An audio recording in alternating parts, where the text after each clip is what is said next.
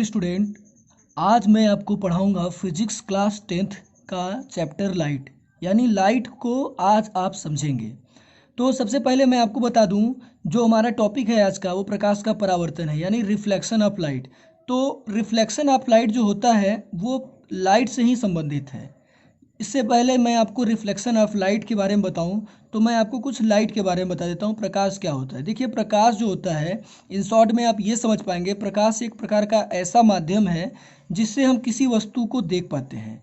साधारण सी बात में ये समझें तो प्रकाश हमें जो किसी वस्तु को देखने में जो मदद करता है वो प्रकाश कहलाता है। जैसे हमारी आंख पे प्रकाश नहीं पड़ता है, लेकिन किसी वस्तु पर अगर डायरेक्टली प्रकाश पड़ रहा है तो वो वस्तु का जो प्रकाश है वो परावर्तित होकर के हमारी आंख तक जाता है, जिससे हम उस वस्तु को देख पाते हैं। अब आपको मैं बताता हूँ कि प्रकाश का परावर्तन जो होता है वो क्या होता है। तो प्रकाश के बारे में आप समझ चुके हैं। प्रकाश को हिंदी में आप ऐसे भी समझ सकते हैं, तो प्रकाश एक प्रकार की ऐसी ऊर्जा है जो हमारे दृष्टि ज्ञान को जागृत करता है, जो हमारे देखने की जो ज्ञान है, देखने की जो क्षमता है उसको जागृत करता है। ठीक है। अब इस कैटेगरी में दो प्रकार की वस्तुएं आती हैं, एक ल्यूमिनियस होती है, एक नॉन ल्यूमिनियस। तो इसके बारे में चलिए डिफाइन कर लेते हैं। तो इसमें हम पढ़ेंगे, इसमें दो कैटेगरीज होती हैं, एक ल्यूमिनियस बॉडीज और एक नॉन ल्यूमिनियस बॉडीज। प्रदीप्त वस्तुएं और अप्रदीप्त वस्तुएं। यानी मैं आपको बता दूं कि वे वस्तुएं जो स्वयं प्रकाश उत्पन्न करती हैं, ठीक है, वे वस्तुएं जो स्वयं प्रकाश उत्पन्न करती हैं वे ल्यूमिनियस बॉडीज कहलाती हैं, यानी प्रदीप्त वस्तुएं कहलाती हैं। ठीक है। जैसे आपको मैं बता दूं, सूर्य क्या है। सूर्य को कहीं से दूसरे से प्रकाश थोड़ी मिलता है, सूर्य खुद प्रकाश उत्पन्न करता है। तो सूर्य एक प्रदीप्त वस्तु कहलाती है, यानी प्रदीप्त बॉडी, यानी प्रदीप्त वस्तु ल्यूमिनियस बॉडी कहलाती है। बात आपको मैं बता दूं तो सूर्य हो गया, जैसे मान लीजिए टॉर्च हो गया, वो खुद से प्रकाश उत्पन्न कर रही है।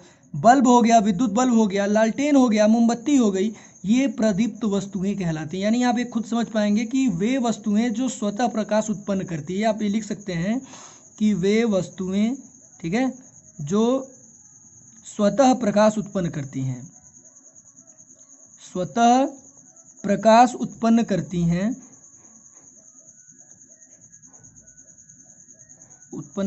वे प्रदीप्त वस्तुएं कहलाती हैं। ठीक है। अब मैं आपको बता दूं, इसको एग्जांपल मैंने दे ही दिया, जैसे सूर्य हो गया, लालटेन हो गई, और इसके मान लीजिए विद्युत बल्ब हो गए। या फिर आप इसमें ये भी समझ सकते हैं कि जैसे विद्युत बल्ब हो गया, कोई भी वस्तु जो खुद से प्रकाश उत्पन्न कर रही है वो ल्यूमिनियस बॉडीज यानी प्रदीप्त वस्तु कहलाती है। अब बात करते हैं अप्रदीप्त वस्तुएं यानी नॉन ल्यूमिनियस बॉडीज। ठीक है। तो नॉन ल्यूमिनियस बॉडीज क्या होता है।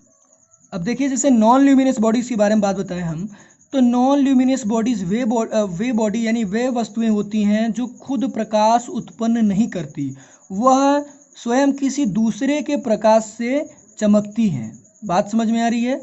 जैसे आप ये समझ सकते हैं कि नॉन ल्यूमिनियस बॉडीज वे बॉडी होती हैं, वे वस्तुएं होती हैं जो स्वतः प्रकाश उत्पन्न नहीं करती, वे किसी दूसरे के प्रकाश से चमकती हैं। ठीक है। तो इसके बारे में भी आप लिख सकते हैं, आप लिख लीजिए।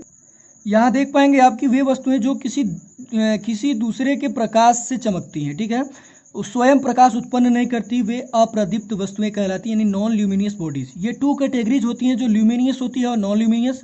तो मैंने ल्यूमिनियस आपको बता दिया, अब नॉन ल्यूमिनियस के बारे में आप समझ सकते हैं। अब आप खुद ही समझिए कि कौन सी ऐसी वस्तु है जो दूसरे के प्रकाश से चमक रही है। जैसे मान लीजिए, आप समझिए, चंद्रमा का खुद प्रकाश होता है क्या। चंद्रमा खुद के प्रकाश से चमकता है? नहीं। चंद्रमा सूर्य के प्रकाश से चमकता है, चंद्रमा का खुद का प्रकाश नहीं होता है, चंद्रमा के पास खुद का प्रकाश की एनर्जी नहीं होती। जैसे हो गया मेज हो गया, तो मेज पे जब तक हम टॉर्च नहीं मतलब जलाएंगे, या फिर मेज के ऊपर जब तक बल्ब नहीं जलेगा, या कहीं कोई रूम में अगर मेज रखा है अगर बल्ब नहीं जलता है, तो वो कैटेगरीज हमारी जो कहलाएगी, वो मतलब जब तक वो बल्ब नहीं उसे प्रकाशित करता, तब तक वह बल्ब, जब तक वो बल्ब नहीं प्रकाशित करता तब तक वो खुद मेज प्रकाशित नहीं होगी। समझ रहे हैं। तो ये भी नॉन ल्यूमिनियस बॉडीज में आती है। जैसे मेज, कुर्सी, टेबल हो गई, तो चमक किससे रही है, वो किसी दूसरे के प्रकाश से चमक रही है ना, तो क्या कहलाएगा, ये अप्रदीप्त वस्तुएं कहलाएंगी। समझ रहे हैं। तो एग्जाम्पल लिखने की मुझे लगता है ज़रूरत नहीं है, आप लोग समझ पा रहे हैं। ठीक है। अब बात करते हैं हम प्रकाशिक माध्यम की। जो प्रकाश होता है जिस माध्यम से होकर के गुजरता है वह प्रकाशिक माध्यम कहलाता है, यानी ऑप्टिकल मीडियम, इंग्लिश में कहें तो ऑप्टिकल मीडियम कहलाता है। ठीक है, तो प्रकाश जिस माध्यम से होकर के गुजरता है वह माध्यम प्रकाशिक माध्यम कहलाता है। अब हम इसके स्पीड के बारे में अगर डिस्कस कर लें तो देखिए, वैक्यूम एक होता है जहाँ निर्वात कहलाती है। जो निर्वात मतलब जो सूर्य से जब प्रकाश चलता है तो उसके बाद से जो एक एरिया आता है जहाँ बिल्कुल भी वायु नहीं होती, किसी प्रकार भी कोई भी वायु नहीं होती, ऑक्सीजन कार्बन नाइट्रोजन कोई भी वायु नहीं होती, तो वो एरिया जो होता कहलाता है वो वैक्यूम कहलाता है, यानी वो निर्वात कहलाता है। तो निर्वात में अगर प्रकाश की चाल की बात करें तो निर्वात में प्रकाश की चाल अगर डिस्कस किया जाए, ठीक है, निर्वात में प्रकाश की चाल की अगर डिस्कस करते हैं तो आप ये समझ पाएंगे कि इसका जो वैल्यू होता है वो 3 × 10⁸ 3 × 10⁸ मीटर पर सेकेंड ये स्पीड होती है निर्वात में प्रकाश की चाल। ये आप समझ पा रहे होंगे। अब जो हमारा अगला टॉपिक है वो आप समझ पाएंगे कि पारदर्शी और अपारदर्शी क्या होता है। ये देखिए, ये जस्ट एक मीडियम होता है, ठीक है। प्रकाश का जो माध्यम होता है उसी में एक मीडियम होता है पारदर्शी, जिसे कहते हैं ट्रांसपेरेंट, और अपारदर्शी जिसे हम ओपेक्यू कहते हैं, ठीक है। तो जिस माध्यम से प्रकाश का आंशिक भाग, यानी जिस माध्यम से प्रकाश अगर आर पार निकल जाता है, मतलब इधर से उधर माध्यम में अगर निकल जाता है तो यह माध्यम पारदर्शी कहलाता है, जिससे आप ये समझ पाएंगे कि कांच वाँच में प्रकाश इधर से उधर उस पार तक निकल जाता है, तो ठीक है, ये ट्रांसपेरेंट कहलाता है, पारदर्शी माध्यम कहलाता है। वही बात कही जाए अपारदर्शी, तो जिस माध्यम से प्रकाश आर पार नहीं निकल पाता उसे अपारदर्शी माध्यम कहते हैं। और ये आप इसको एग्जाम्पल में समझ सकते हैं, जैसे मान लीजिए एक लकड़ी का दरवाज़ा हो गया। अब लकड़ी के दरवाजे से अगर आप कोई प्रकाश अगर कोशिश करें तो पूरा ये रहता है कि आर पार प्रकाश नहीं निकल पाता है। तो ये माध्यम होते हैं पारदर्शी और अपारदर्शी, ठीक है। तो देखिए, प्रकाश का जो परावर्तन होता है, अब मैं इस टॉपिक पर डिस्कस करने जा रहा हूँ, जिस टॉपिक पे मैं ये वीडियो बनाया। बहुत ही अहम टॉपिक है, तो अब आप वीडियो को पूरा जरूर देखिए, मैं ये बोल रहा हूँ। तो रिफ्लेक्शन ऑफ लाइट क्या होता है? जैसे मान लीजिए जब कोई प्रकाश किसी चिकने या पालिशदार सतह से टकराता है या चिकने या पालिशदार सतह पर गिरता है, ध्यान से सुनिएगा, तो उसका अधिकांश भाग वापस लौट जाता है। प्रकाश के चिकने तल से टकरा करके वापस लौटने की प्रक्रिया जो होती है वो प्रकाश का परावर्तन कहलाती है। ध्यान से सुनिएगा, जैसे प्रकाश से मान लीजिए, प्रकाश किसको मान लेते हैं हम?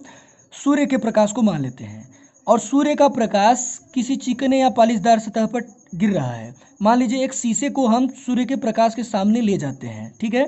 शीशा का जो तल होता है एकदम चिकना होता है, तो उससे टकरा रहा है, आप देखते हैं उस पर टकराता है और टकरा करके वो वापस भी लौटता है। और आप कभी देखे होंगे शीशे को जब आप इधर साइड करेंगे तो किसी छांव साइड में उसका एक प्रतिबिंब बन जाता है। छांव साइड में जब मतलब किसी छाया चित्र में अगर ले जाएंगे जहाँ प्रकाश ना हो, किसी अंधेरे में अगर ले जाइए, तो उस प्रकाश का जो टकराया हुआ प्रकाश होता है उसका परावर्तन हो जाता है, यानी खुद का प्रकाश वह उत्पन्न करने लगता है। वो शीशा का जो तल होता है खुद का प्रकाश उत्पन्न करने लगता है।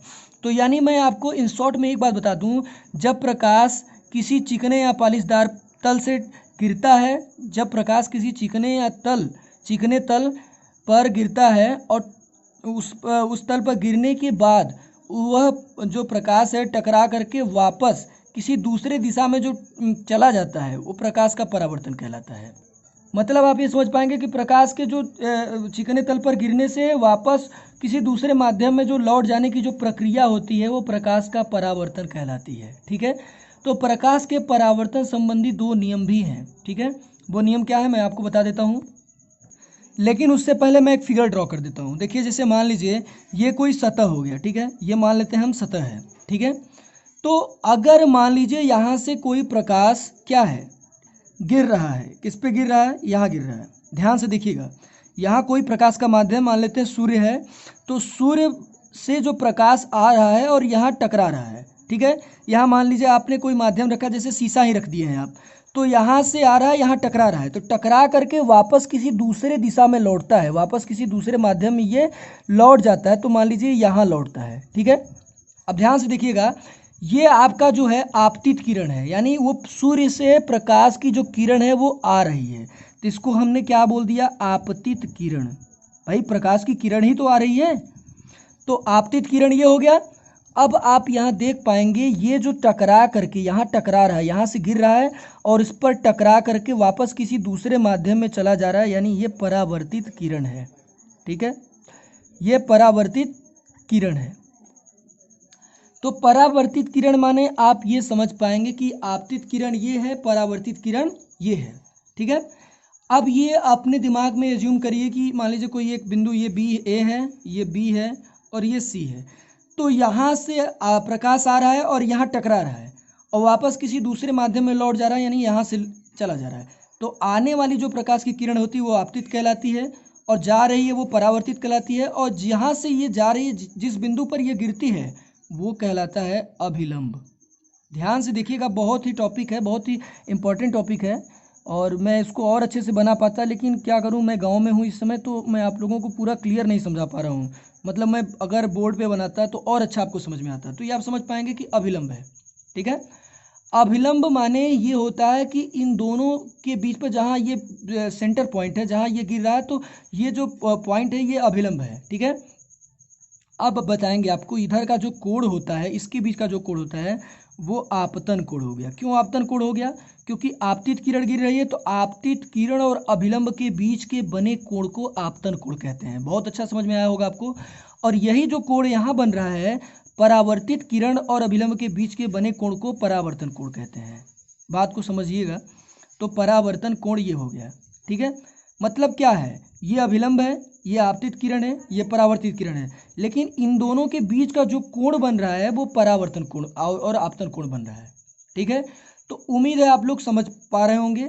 ये कोई माध्यम है, माध्यम में दर्पण भी है। दर्पण मतलब कोई भी दर्पण का माध्यम, जैसे शीशा ही है, तो शीशा मैंने यहाँ रखा है, यहाँ से कोई सूर्य का प्रकाश आ रहा है, इस पर टकरा रहा है और इस पर टकरा करके इधर चला जा रहा है, तो बीच का जो सेंटर पॉइंट है वो अभिलंब है, और अभिलंब और आपतित किरण के बीच का जो कोण होता है वो आपतन कोण होता है, और अभिलंब और परावर्तित किरण के बीच का जो कोण होता है वो परावर्तन कोण कहलाता है। ठीक है, तो ये चीज़ आपको, मुझे लग रहा है, बहुत ही क्लियर समझ में आ गई होगी।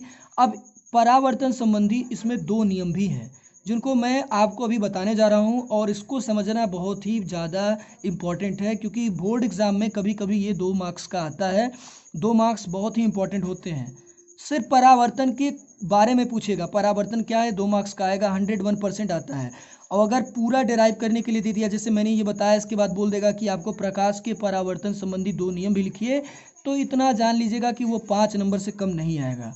तो चलिए प्रकाश के परावर्तन के बारे में हम समझ लेते हैं।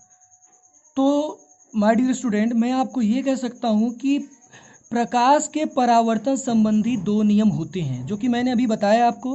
प्रकाश के परावर्तन संबंधी जो 2 नियम होते हैं, उनमें पहला नियम यह है कि आपतित किरण और परावर्तित किरण तथा आपतन बिंदु पर खींचा गया अभिलंब तीनों एक ही तल में होते हैं। बिल्कुल एक ही तल में होता है, मैंने आपको डिराइव करके दिखाया भी था, और कहिए तो फिर से दिखा देता हूँ। तो आप यहाँ देख पाएंगे कि आपतित किरण, परावर्तित किरण तथा आपतन बिंदु पर खींचा गया अभिलंब तीनों एक ही तल में होते हैं। यानी ये एक पहला तल है, ये दूसरा तल है, ये तीनों एक ही तल में हो रहे हैं कि नहीं? आपतित किरण, परावर्तित किरण तथा आपतन बिंदु पर खींचा गया अभिलंब तीनों एक ही तल में होते हैं। और एक बात, दूसरा जो नियम क्या कहलाता है, आपतन कोण सदैव परावर्तन कोण के बराबर होता है। यानी ये जो कोण है, ये जितने डिग्री का होगा उतने डिग्री का कोण ये भी होगा। समझ रहे हैं आप कि नहीं समझ रहे हैं? बिल्कुल समझ पा रहे होंगे। तो इन दोनों नियम को चलिए हम लिख देते हैं। तो आप यहाँ देख पाएंगे कि प्रकाश के परावर्तन संबंधी 2 नियम है, आपतित किरण, परावर्तित किरण तथा आपतन बिंदु पर खींचा गया अभिलंब तीनों एक ही तल में होता है। ठीक है, मैंने दिखा दिया था। और दूसरा नियम इसका है, आपतन कोण सदैव परावर्तन कोण के बराबर होता है। यानी यहाँ ये कंपलसरी है, अगर आपतन कोण परावर्तन कोण के बराबर नहीं होता है तो हमारा प्रकाश का परावर्तन लगभग संभव नहीं है। यानी प्रकाश के परावर्तन में ये 2 नियम फॉलो करना चाहिए, ये इंपॉर्टेंट है। समझ रहे हैं आप? तो ये है हमारा प्रकाश का परावर्तन, और मुझे लगता है कि ये आपको आज समझ में आया होगा।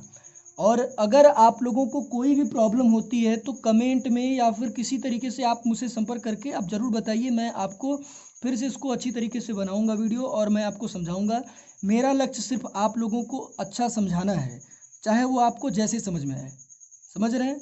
तो आप अच्छे से पढ़िए और बाकी जो भी प्रॉब्लम होती है मुझे ज़रूर बताइएगा। अगला जो मेरा टॉपिक रहेगा वो मैं आपको अवतल दर्पण, उत्तल दर्पण और प्रकाश का अपवर्तन के बारे में बताऊंगा। तो आज मैं इतनी वीडियो में एक ही चीज़ में मैं इतनी लंबी टॉपिक नहीं बना सकता, तो इतने में मैं वीडियो को पॉज कर रहा हूँ। तो बहुत बहुत धन्यवाद। आप लोग ऐसे ही वीडियो को देखिए, पढ़िए और अपना भविष्य बनाइए। मेरे लिए इससे बड़ी बात क्या हो सकती है। बहुत बहुत धन्यवाद।